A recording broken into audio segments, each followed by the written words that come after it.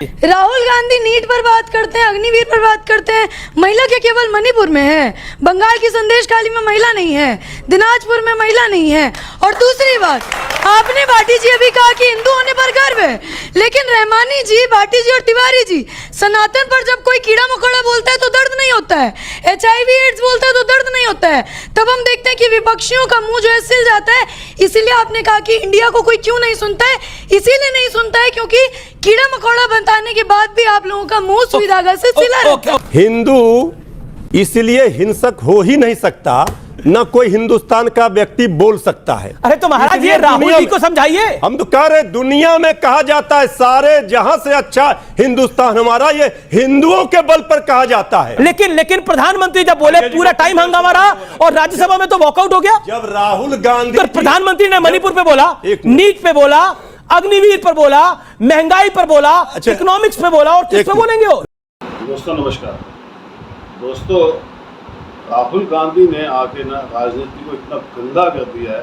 हालांकि राजनीति पहले गंदी थी, लेकिन इतनी नहीं गिरी हुई थी जितना इन्होंने आके गिरा था। देखिए, पहले भी हिंदुओं के खिलाफ बोला जाता था, लेकिन अब इन्होंने एक ही टारगेट बना लिया कि हिंदुओं को टारगेट करोगे तो बीजेपी कमजोर होगी। बताइए ये कौन सा लॉजिक है? और सबसे बड़ी बात ये है कि झूठ फैलाओ।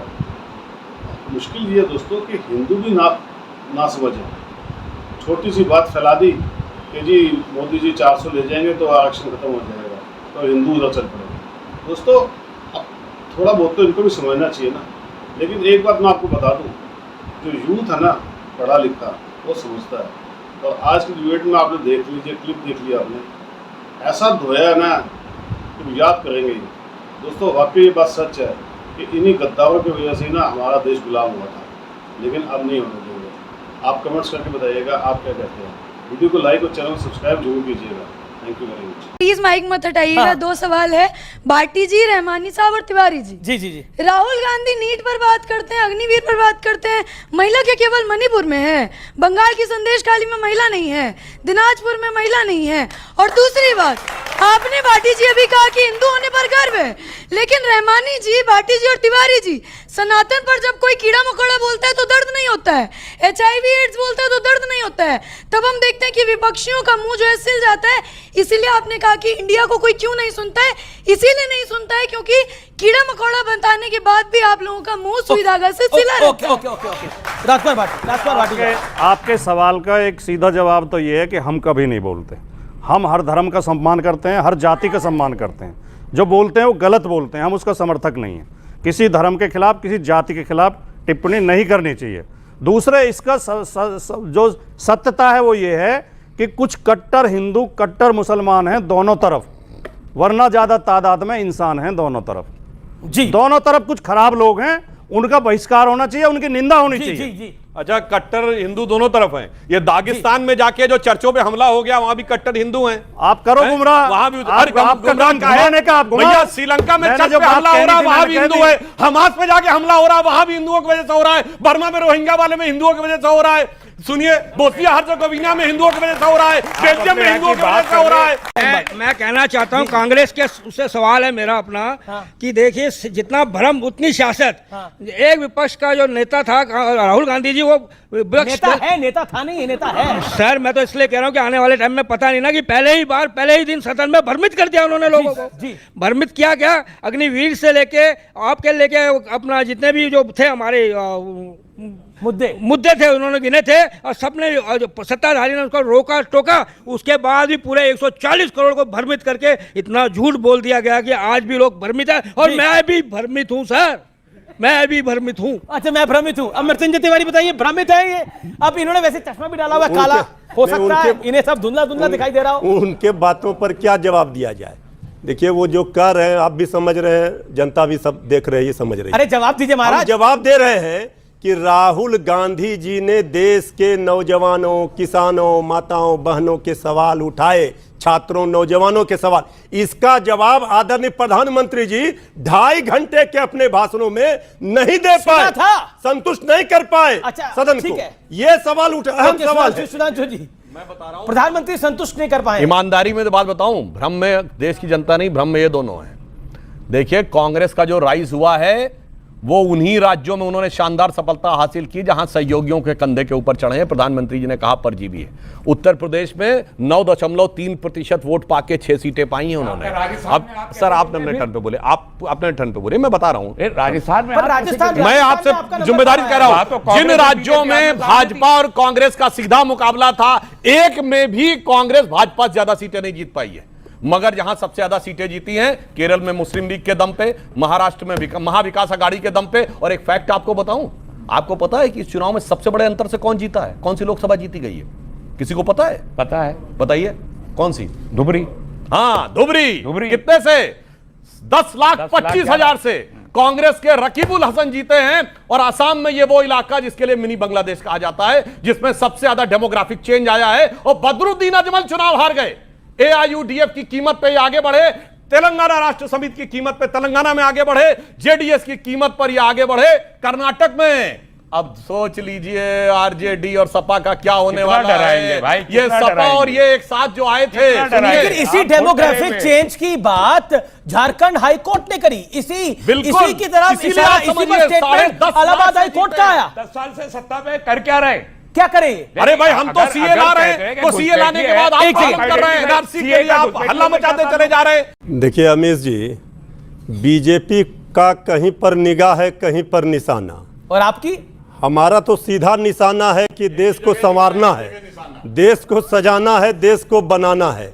ये हिंदू हिंदू हिंदू भगवान राम का नाम जपते रहे, अयोध्या का हमने मंदिर बना दिया, हो गया क्या? देखिए सब चीज का एक सीमा है, उस सीमा को पार करने के बाद फिर धैर्य जो है लोगों का जवाब दिया। सीमा हैदर भी सीमा पार करके यही नहीं, देखिए कोई भी सीमा हिंदू इसलिए हिंसक हो ही नहीं सकता, न कोई हिंदुस्तान का व्यक्ति बोल सकता है। अरे तो महाराज ये राहुल जी को समझाइए। हम तो कह रहे दुनिया में कहा जाता है सारे जहां से अच्छा हिंदुस्तान हमारा, ये हिंदुओं के बल पर कहा जाता है। अब सुधांशु जी कह रहे थे इनके विद्वता पर कोई सवाल नहीं है, लेकिन विचारधारा पर सवाल खड़े हम करेंगे। सवाल यह है कि आप राहुल गांधी जी क्या कह रहे हैं कि अहिंसा से देश चलेगा, यह देश गांधी जी के रास्ते पर चलेगा, यह देश गोडसे के रास्ते पर नहीं चल सकता है।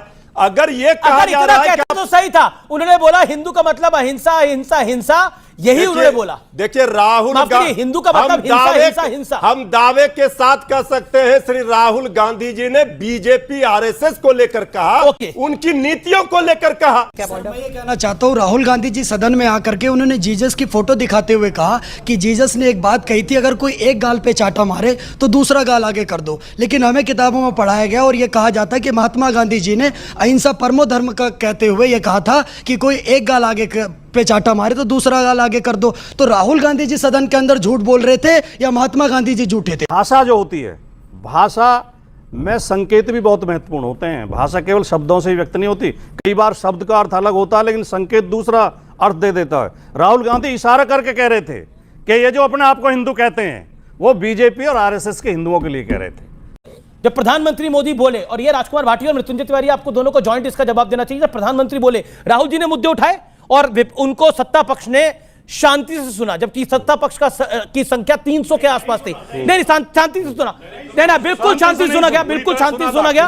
अच्छा, लेकिन प्रधानमंत्री जब बोले पूरा टाइम हंगामा रहा और राज्यसभा में तो वॉकआउट हो गया। जब राहुल गांधी तो प्रधानमंत्री ने मणिपुर पे बोला, नीट पे बोला, अग्निवीर पर बोला, महंगाई पर बोला, इकोनॉमिक्स पे बोला, और किस पे बोलेंगे वो? राहुल गांधी जी की जीत उसी समय हो गई, जनता का दिल उन्होंने जीत लिया जब राहुल गांधी जी के भाषण में आदरणीय प्रधानमंत्री जी खड़े हो गए और राजनाथ सिंह जी खड़े हो गए, शिवराज सिंह जी, यही राहुल गांधी जी की जीत है। आदरणीय अमित शाह जी खड़े हो गए। इसका मतलब है सीधे तीर निशाने पर लगा। आपके 3-4 बड़े नेता जो हैं वो तमाम लोग खड़े हो गए, शिवराज सिंह चौहान, अमित शाह, राजनाथ सिंह, प्रधानमंत्री नरेंद्र मोदी। अच्छा सत्यप्रकाश भी कह रहे थे, बिल्कुल आप मिस कर रहे हैं। नहीं मैं राहुल गांधी जैसे ही खड़े हुए, बीजेपी के सांसदों ने मोदी मोदी मोदी नारे लगाने शुरू कर दिए, शोर मचाना शुरू कर दिया। तो शुरुआत तो इन्होंने की। ओके ओके ओके ये गर्व का विषय है कि राहुल गांधी जब इस देश की संविधान के पिलर पर हमला कर रहे थे, इस देश की संविधान की मूल भावना पर हमला कर रहे थे, इस देश की संस्कृति पर हमला कर रहे थे, तो क्या इस देश का प्रधानमंत्री सदन में चुपचाप कुर्सी पे बैठा रहता? क्या इस देश का गृह मंत्री चुपचाप कुर्सी पे बैठा रहता? वो खड़े होकर के उसको चुनौती दी कि आपने गलत बात करी है, और गलत को गलत कहना सत्ता पक्ष की जिम्मेदारी है। ठीक है, okay okay okay okay okay. ये तो ऐसा दिल जीतने की बात कही कि मैच में कोई बॉलर ने गलत बॉल फेंक दी, अंपायर ने टोका, नो बॉल है, कहा देखो अंपायर को बोलना पड़ गया इसलिए मैं मैच जीत गया। उस ढंग की आप बात करने का प्रयास कर रहे हैं। सदन के अंदर अखिलेश जी भी बैठे थे, अखिलेश जी ने उतना हंगामा नहीं किया, अखिलेश जी ने हंगामा नहीं किया, लेकिन राहुल गांधी उकसा रहे थे और कह रहे थे अपने सांसदों को वेल में आइए। लोकसभा में वो तस्वीर जारी हुई अगले दिन। क्या आपको लगता नहीं है ये सब कुछ अवॉइडेबल था? अखिलेश जी नहीं आए, क्या अखिलेश जी गलती कर रहे थे, राहुल जी सही कर रहे थे? नहीं आए तो वो इसलिए नहीं थे कि उस दिन अखिलेश यादव जी का जन्मदिन था, वो उसमें व्यस्त थे। लखनऊ में बहुत बड़ा आयोजन था, नहीं पर नहीं, इसलिए वो लोकसभा में नहीं, हंसी की सदन में थे, वेल में नहीं आए। सदन में थे, अब वो जिस दिन राहुल गांधी का भाषण हो रहा था अखिलेश जी सदन में नहीं थे। नहीं, जो अखिलेश जी लखनऊ थे, हंगामे वाले दिन की बात कह रहे हैं। मतलब इन्होंने माना कि वेल में जाना एक खराब चीज थी जो उस दिन उन्होंने करना उचित नहीं समझा अपने जन्मदिन वाले दिन।